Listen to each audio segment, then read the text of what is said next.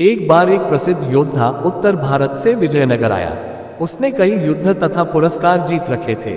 इसके अतिरिक्त वह आज तक अपनी पूरी जिंदगी में मल्लयुद्ध में पराजित नहीं हुआ था। उसने युद्ध के लिए विजयनगर के योद्धाओं को ललकारा। उसके लंबे, गठीले व शक्तिशाली शरीर के सामने विजयनगर का कोई भी योद्धा टिक न सका। अब विजयनगर की प्रतिष्ठा दांव पर लग चुकी थी। इस बात से नगर के सभी योद्धा चिंतित थे।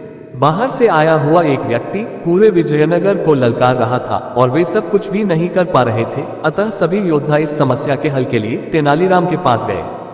उनकी बात बड़े ध्यान से सुनने के बाद तेनालीराम बोला, सचमुच यह एक बड़ी समस्या है, परंतु उस योद्धा को तो कोई योद्धा ही हरा सकता है। मैं कोई योद्धा तो हूं नहीं, बस एक विदूषक हूं। इसमें मैं क्या कर सकता हूं? तेनालीराम की यह बात सुन सभी योद्धा निराश हो गए, क्योंकि उनकी एकमात्र आशा तेनालीराम ही था। जब वे निराश मन से जाने लगे तो तेनालीराम ने उन्हें रोककर कहा, मैं उत्तर भारत के उस वीर योद्धा से युद्ध करूंगा और उसे हराऊंगा, परंतु तुम्हें वचन देना कि जैसा मैं कहूंगा तुम सब वैसा ही करोगे। उन लोगों ने तुरंत वचन दे दिया। वचन लेने के बाद तेनालीराम बोला, शक्ति परीक्षण के दिन तुम सभी पदक पहना देना और उस योद्धा से मेरा परिचय अपने गुरु के रूप में कराना और मुझे अपने कंधे पर बैठाकर ले जाना। विजयनगर के योद्धाओं ने तेनालीराम को ऐसा ही करने आश्वासन दिया। निश्चित दिन के लिए तेनालीराम ने योद्धाओं को एक नारा भी याद करने को कहा, जो कि इस प्रकार था, मम्मूक महाराज की जय, मीस मम्मूक महाराज की जय। तेनालीराम ने कहा, जब तुम मुझे कंधों पर बैठाकर युद्ध भूमि में जाओगे तब सभी इस नारे को जोर जोर से बोलना। अगले दिन युद्ध भूमि में जोर जोर से नारा लगाते हुए योद्धाओं की ऊंची आवाज सुनकर उत्तर भारत के योद्धा ने सोचा कि अवश्य ही कोई महान योद्धा आ रहा है। नारा कन्नड़ भाषा का साधारण श्लोक था, जिसमें मम्मूक का अर्थ था धूल चटाना, जबकि मीस का अर्थ भी लगभग यही था। उत्तर भारत के योद्धा को कन्नड़ भाषा समझ में नहीं आ रही थी, अतः उसने सोचा कि कोई महान योद्धा आ रहा है। तेनालीराम उत्तर भारत के योद्धा के पास आया और बोला, इससे पहले कि मैं तुम्हारे साथ युद्ध करूं, तुम्हें मेरे हाव भावों का अर्थ बताना होगा।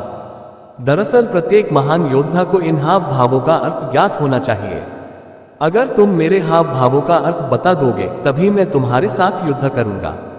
यदि तुम अर्थ नहीं बता सके तो तुम्हें अपनी पराजय स्वीकार करनी पड़ेगी।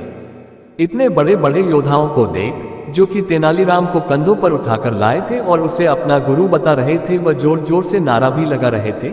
वह योद्धा सोचने लगा कि अवश्य ही तेनालीराम कोई बहुत ही महान योद्धा है, अतः उसने तेनाली की बात स्वीकार कर ली। इसके बाद तेनालीराम ने संकेत देने आरंभ किए। तेनालीराम ने सर्वप्रथम अपना दायां पैर आगे करके योद्धा की छाती को अपने दाएं हाथ से छुआ।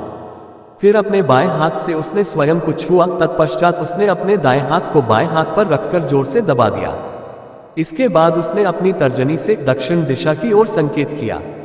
फिर उसने अपने दोनों हाथों की तर्जनी उंगलियों से एक गांठ बनाई। तत्पश्चात एक मुट्ठी मिट्टी उठाकर अपने मुंह में डालने का अभिनय किया। इसके पश्चात उसने उत्तर भारत के योद्धा से इन हाव भावों को पहचानने के लिए कहा, परंतु वह योद्धा कुछ समझ नहीं पाया, इसलिए उसने अपनी पराजय स्वीकार कर ली।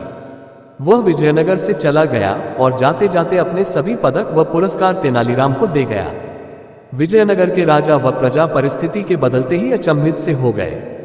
सभी योद्धा बिना युद्ध किए ही जीतने से प्रसन्न थे। राजा ने तेनालीराम को बुलाकर पूछा, तेनाली, उन हाव भावों से तुमने क्या चमत्कार किया? तेनालीराम बोला, महाराज, इसमें कोई चमत्कार नहीं था। यह मेरी योद्धा को मूर्ख बनाने की योजना थी। मेरे हाव भावों के अनुसार वह योद्धा उसी प्रकार शक्तिशाली था जिस प्रकार किसी का दायां हाथ शक्तिशाली होता है, और मैं उसके सामने बाएं हाथ की तरह निर्बल था। यदि दाएं हाथ के समान शक्तिशाली योद्धा बाएं हाथ के समान निर्बल योद्धा को युद्ध के लिए ललकारेगा तो निर्बल योद्धा तो बादाम की तरह कुचल दिया जाएगा।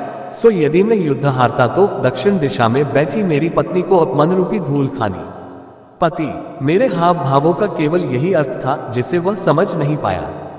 तेनाली का ये जवाब सुनकर राजा व सभी एकत्रित लोग ठहाका लगाकर हंस पड़े।